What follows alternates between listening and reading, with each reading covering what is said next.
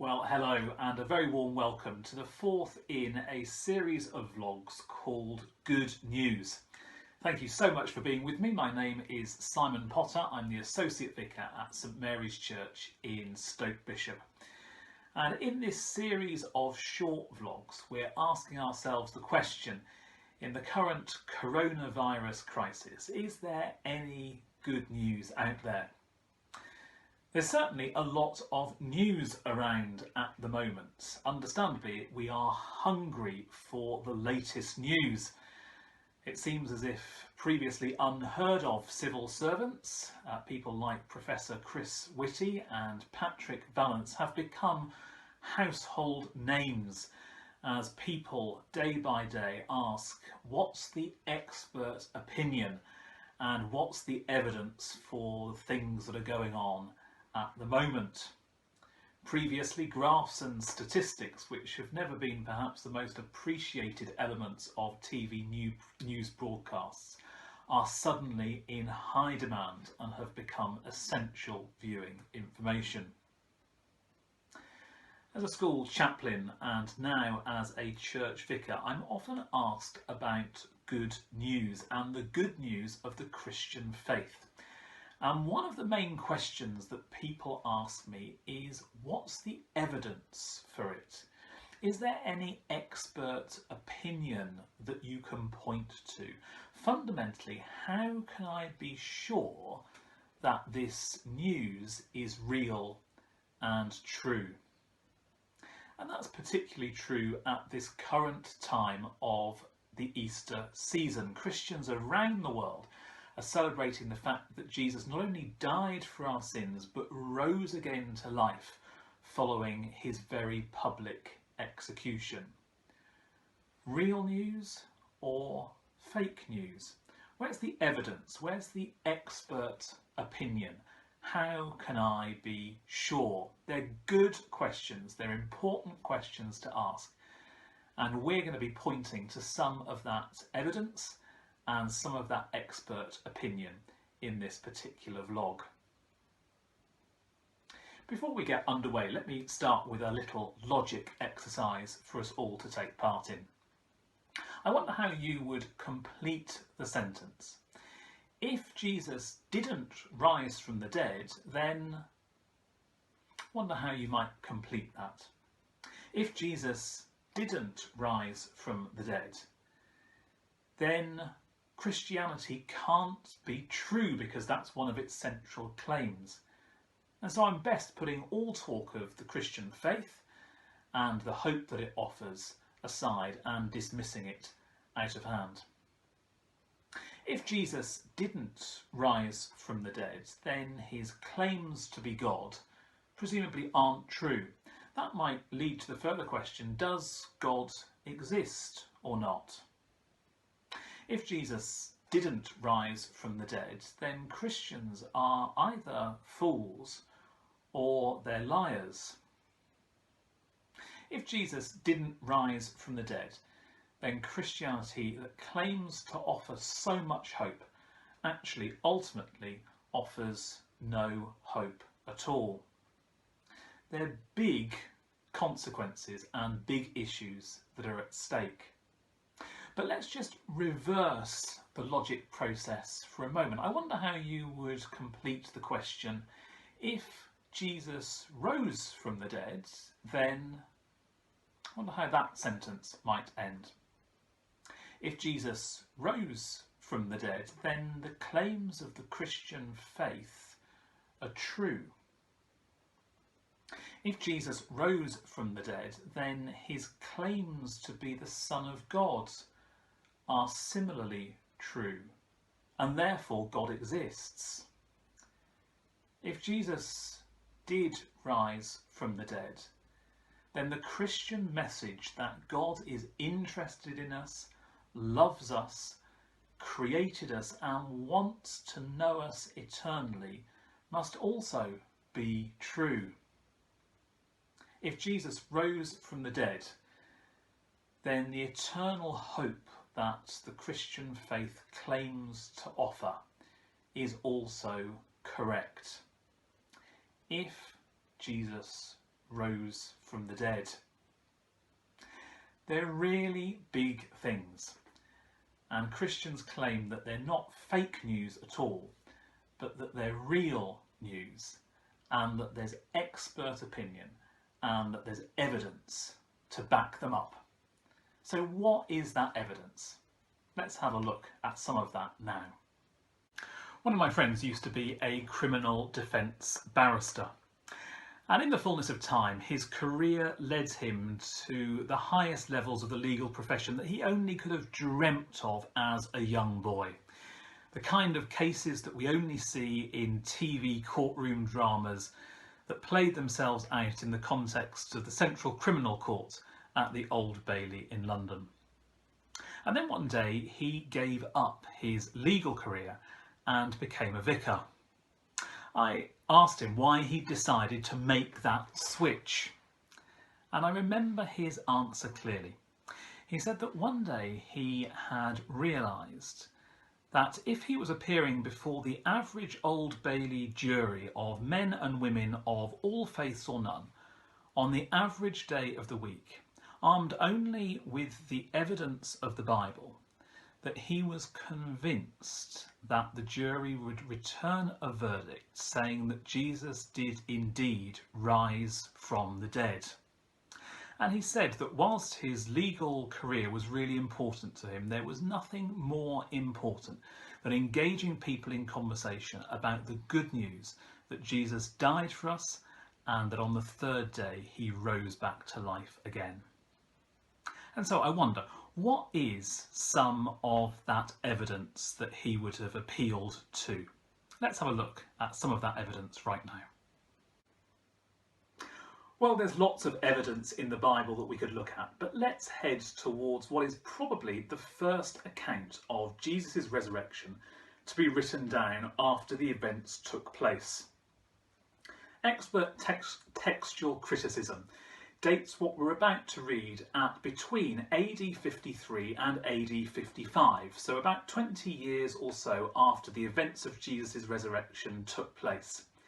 The guy writing is a man called Paul, and he's writing to a group of Christians who lived in the Greek town of Corinth. Here's what he says. For what I received, I passed on to you as of first importance, that Christ died for our sins according to the Scriptures, that he was buried, that he was raised on the third day according to the Scriptures, and that he appeared to Cephas and then to the 12. After that, he appeared to more than 500 of the brothers and sisters at the same time, most of whom are still living, though some have fallen asleep. That's a euphemism for having died. Then he appeared to James, then to all of the apostles, and last of all, he appeared to me also. So what's the evidence? Let's think about that witness statement for a moment. Here is Paul writing to a bunch of Christians. Paul, a good friend of the 12 disciples who had been the closest followers of Jesus during his public ministry. Paul, a person who knew the 500 people, more than 500 people, to whom Jesus had appeared in the 40 days between his resurrection to life and his ascension to heaven. Paul, who himself had been a zealous persecutor of the early Christian church, who had attended the death of some of those early Christians. But Paul, who had had the original Damascus Road conversion experience and who now had become a Christian himself. You might ask, well, why didn't he write down the account immediately? Well, it's a good question. The prevailing legal culture of Paul's day was primarily an oral culture. Most people couldn't read and write, and so they relied in court very heavily on the expert evidence of oral testimony. It was trusted just like we might trust a written document today. And Paul, when he did write it down, wrote it down to encourage Christians about the validity of what they were believing, because many of them were giving their lives for their faith. And I guess that's the next bit of evidence. Would somebody die for something that they knew to be a lie that they'd made up?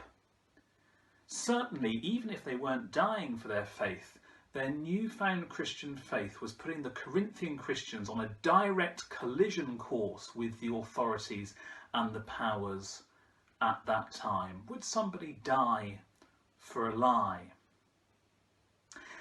And is it credible that 500 people would die for a lie?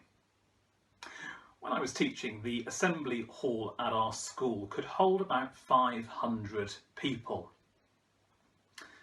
I wonder if I had asked those 500 people to lie one day and to say that they'd seen Jesus on stage that morning for assembly. I wonder if they would accept to do that.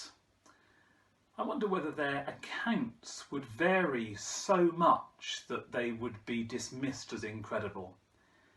I wonder even if I paid them to lie. I wonder if under the pressure of interrogation some might crack, especially if they were to be threatened with the death penalty for what they were saying. It seems best to assume that the evidence of these 500 witnesses is indeed credible and reliable. Well, perhaps some people say those 500 people really believed what they were saying, but actually it might be a group hallucination. Well, medical science tells us that hallucinations emanate from the individual's mind. It's really stretching things beyond credibility to believe that 500 individual minds could all share a group hallucination together.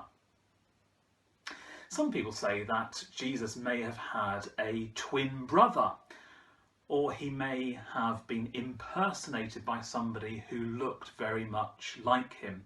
Certainly we don't hear anything about a twin brother in the rest of the Bible, which we may have expected to have done. And equally, the disciples following Jesus around at that point had been doing so for 3 years.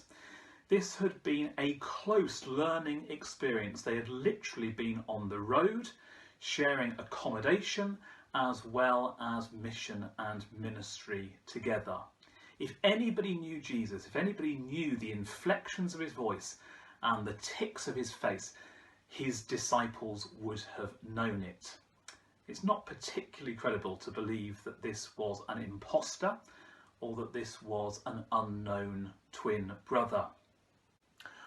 Well, many people find that the more they check out the evidence, the more they find the evidence for Jesus and his resurrection stacks up, and the more convinced they become that the claims that Jesus rose to life on the third day are indeed true.